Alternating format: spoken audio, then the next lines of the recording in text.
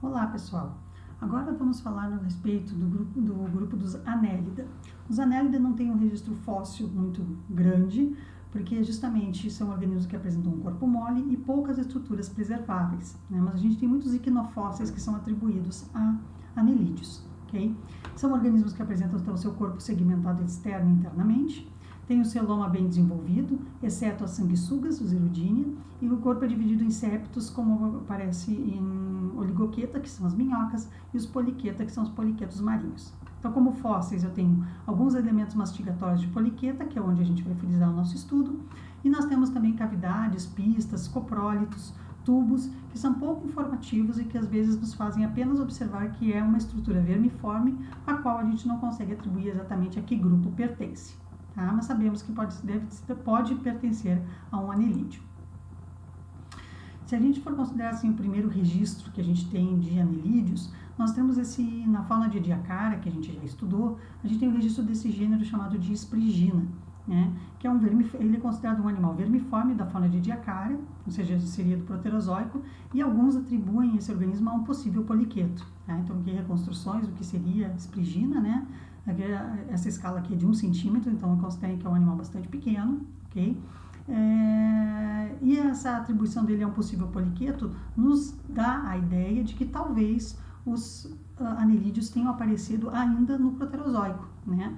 De qualquer forma, quando a gente parte para o Cambriano Médio, nós já temos poliquetos bem visíveis, né? Bem delimitados, como é o caso de Canadia. Canadia é um anelídeo do folheiro de Burgess, daquela fauna do folheiro de Burgess que nós também já falamos, né? E que é datada do Cambriano Médio. Aqui então o que é um dos fósseis de Canadia e suas reconstruções, e ele sendo atribuído, portanto, a um poliqueto.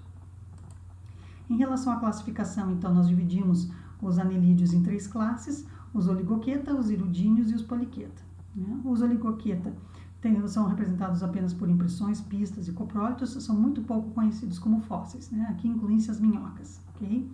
Dentro dos irudíneos, os fósseis são praticamente desconhecidos. As sanguessugas acredita-se que tenham surgido no Jurássico, mas não se tem certeza, tá? O que é mais conhecido realmente são os poliquetos, né?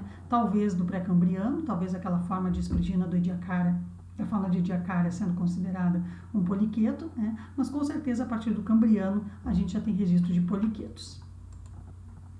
Dentro dos poliquetos, então, nós temos uma subclasse chamada de Errantida, da qual estão incluídos o que nós chamamos de escolecodontes. Esses sim são os que nos interessam aqui como grupo fóssil. Então, os escolecodontes, a palavra vem do grego escolax, verme, e odus dente, né? Dentes de verme. O que são isso? São peças mandibulares compostas por quitina e por sílica. Tá? Existem atualmente em ambientes marinhos rasos. Normalmente, por ter quitina, eles carbonificam. Vocês já vão ver exemplos fósseis, a amostra sempre escura, tá? Por causa da carbonificação. Existem atualmente em ambientes marinhos rasos e as peças bucais são encontradas normalmente desarticuladas. E por isso elas precisam ser reconstruídas para a gente entender como era o formato da boca desse animal. Então, só para vocês terem uma ideia, né, essas mandíbulas, entre aspas, né, que a gente está colocando, porque mandíbula é um termo que a gente usa para vertebrado, né, mas esses dentes, digamos assim, na região oral, tá, são compostos internamente por uma série de plaquinhas. Tá? Cada uma dessas plaquinhas recebem nomes, como vocês podem ver aqui, tá? E cada uma dessas plaquinhas, então, elas são preservadas. Muito dificilmente a gente encontrar isso tudo articulado. O que a gente tem a preservação delas é todas elas separadas. Então, eu vou mostrar para vocês exemplos de materiais aqui do nosso laboratório, onde a gente tem amostras contendo uma associação de 6 escolecodontes, que estão aqui circulados por esses círculos verdes, tá? São essas pecinhas pequenas que vocês estão vendo. A escala aqui tem 5 milímetros. Tá? Só para vocês terem uma ideia de escala, vejam como isso aqui é pequenino, né? E isso foi também trabalho de conclusão de curso de aluno, não, desculpa, isso foi um trabalho de pesquisa de um aluno, tá? Lá da geologia, onde ele identificou então essas diferentes, individualizou essas diferentes formas de escolecodontes, né? E descreveu cada uma dessas peças. Tá? Umas centenas de amostras que nós tínhamos no laboratório.